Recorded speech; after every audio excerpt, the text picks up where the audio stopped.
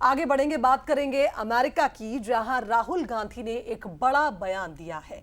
महाराष्ट्र चुनाव पर एक बार फिर सवाल कांग्रेस नेता राहुल गांधी ने उठाए और कहा कि देश की चुनाव प्रणाली में गंभीर समस्या है। इलेक्शन कमीशन ने मतदान का वीडियो ही नहीं दिया। इलेक्शन कमीशन समझौता कर चुका है, हमारे सिस्टम में गड़बड़ी है। तो राहुल गांधी यही नहीं रुके, उन्होंने ये भी कहा कि महाराष्ट्र में वोटर्स से ज्यादा मतदान हुआ। अंतिम वक्त में 65 लाख वोट पड़ गए। युवाओं की तादाद से ज्यादा मतदान हुआ। जितने वोटर्स ही महाराष्ट्र में नहीं है, उससे ज्यादा मतदान प्रतिशत रहा, मतदान हुआ। राहुल गांधी ने ये बड़ा बयान दिया तो उनके बयान पर बीजेपी हमलावर हो गई और ये कहा कि चुनाव आयोग को बदनाम करने की कोशिश एक बार फिर से राहुल गांधी ने की है। राहुल गांधी भारत विरोधी है।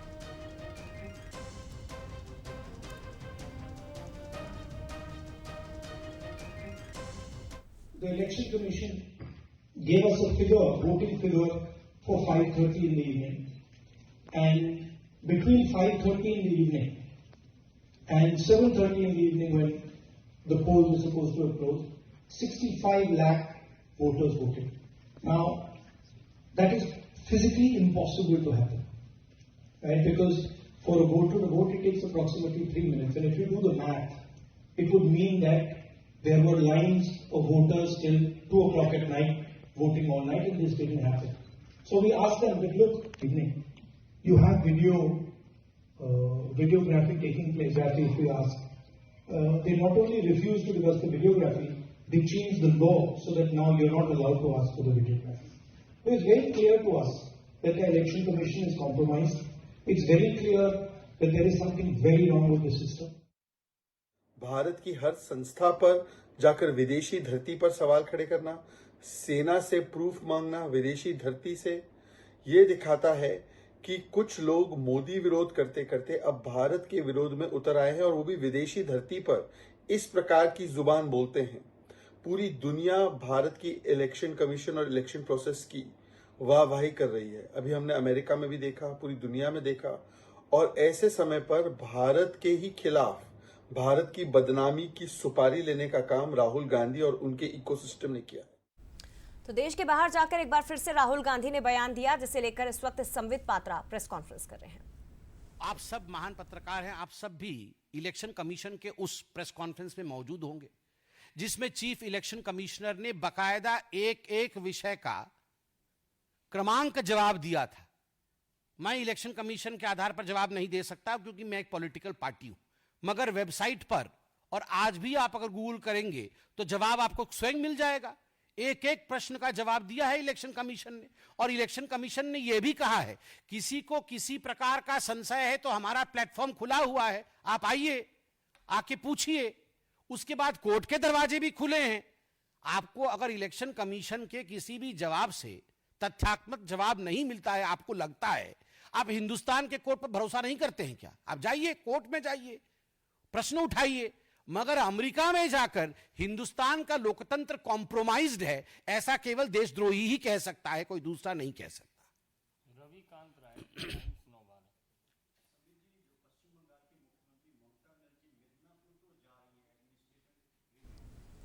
तो संबित पात्रा को इस वक्त आप सुन रहे थे, क्योंकि ये पहली बार नहीं है जब राहुल गांधी ने भारत के बाहर जाकर भारत को लेकर कोई बयान दिया हो।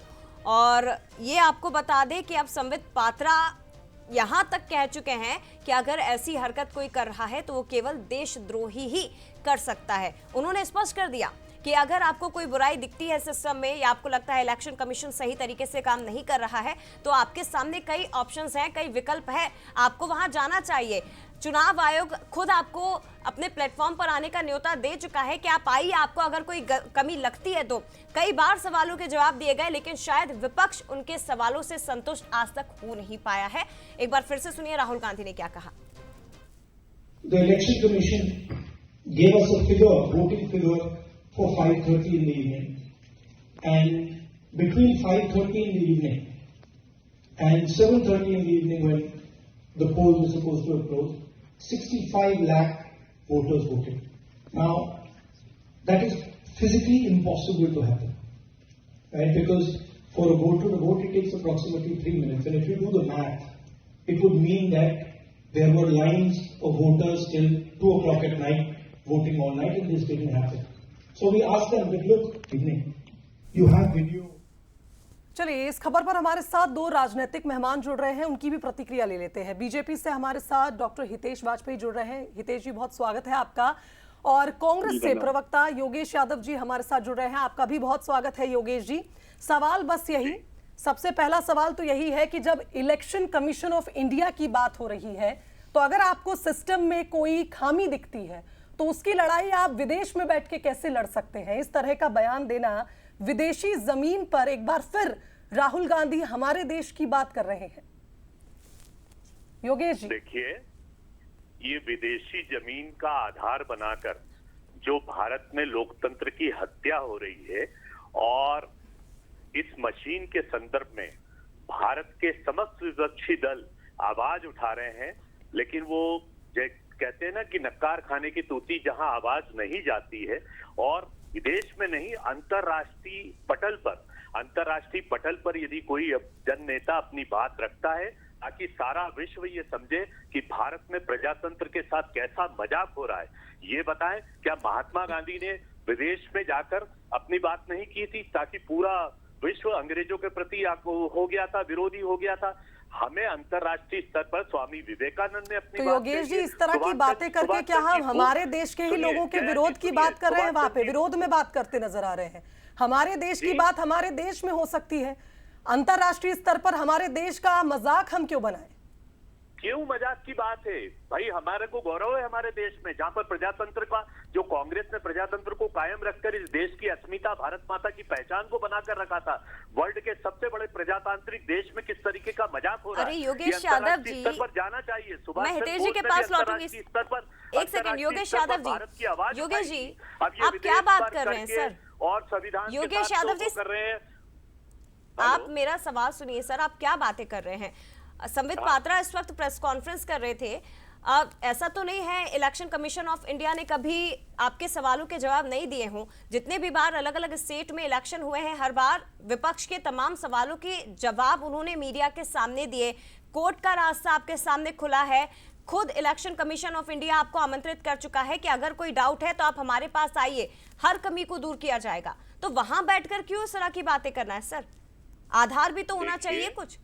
मैं आधार आपको बताता हूं। मैं सिर्फ आपके लोकप्रिय चैनल से एक प्रश्न करना चाहता हूं। इलेक्शन कमीशन ऑफ इंडिया ने क्या इस बात का आज तक जवाब दिया है? जब हमने कहा था कि एक्सपर्ट इंजीनियर्स एक बार ईवी मशीन का गर्भगृह को देखेंगे, उन्होंने बोला नहीं साहब, दूर से देख सकते हैं आप, हमें पास नहीं आने देंगे। उन्होंने इस बात को हमेशा नकारा है, और आज तक भूमिका संदिग्ध। जब हम 65 लाख वोट के बढ़ने की बात करते हैं तो इलेक्शन कमीशन ऑफ ठीक है, लेकिन ये जो बातें कही गई है वो बहुत गंभीर है। योगेश यादव जी, आपने जो सवाल उठाया है सर, एक सेकंड, आपने जो सवाल उठाया है उसका जवाब हितेश जी से लेने दीजिए। हितेश जी, अंतिम वक्त में 65 लाख वोट पड़े, महाराष्ट्र में जितने वोटर्स हैं नहीं उससे ज्यादा तो वहां पर वोट पड़ गए। अब जब संशय है तो शंका को दूर कैसे किया जाएगा? देखिए, बहुत हास्यास्पद डिबेट है ये, और हम सब जानते हैं कि राहुल गांधी का व्यवहार कैसा है। बार बार हम उस पर चर्चा करते हैं। यदि देखो आप, तो ऐसा लगता है जैसे भारत जो है राहुल गांधी की ससुराल है और विदेश में उनका मायका है। तो जब भी वो मायके जाते हैं तो ससुराल की बुराई करते हैं। अब हो नहीं हो, नमक ज्यादा था, इसने डांट दिया, उसने डांट दिया। ये उनकी मतलब अमूमन उनका व्यवहार ही हो गया जब भी जाते हैं। आपने खुद बताया, इलेक्शन कमीशन ने सारी मशीनें खोल के रखी, हैकाथन में मशीनें सामने रख दी कि आइए आप करके बताइए। इनका कोई पहलवान वहां नहीं पहुंचा। ये गलत बोल रहे हैं कि दूर से दिखाते हैं। मशीनें खोल के रख दी, सामने रख दी भाई कि आओ करके दिखाओ भाई। आज भी दिखाए कोई जाके वहां पे, लेकिन ये नहीं मानते। अच्छा, कर्नाटक में चुनाव जीत जाते हैं, वहां इनको सब अच्छा दिखाई देता है। ये यूपी में हार जाते हैं तो इनको खराब दिखता है। वायनाड में चुनाव जीत जाते हैं तो लोकतंत्र की जीत हो जाती है। तो अपनी सहूलियत से बयान देना, और फिर वही कहूंगा, मायके में जाकर ससुराल की बुराई करना, ये बहुत सस्ता हथियार होता है। राहुल गांधी को इससे बचना चाहिए। और बिल्कुल अंतिम बात और कह दूं कि महात्मा गांधी से साहब राहुल गांधी की तुलना मत करिए। दोनों में जमीन आसमान का अंतर है।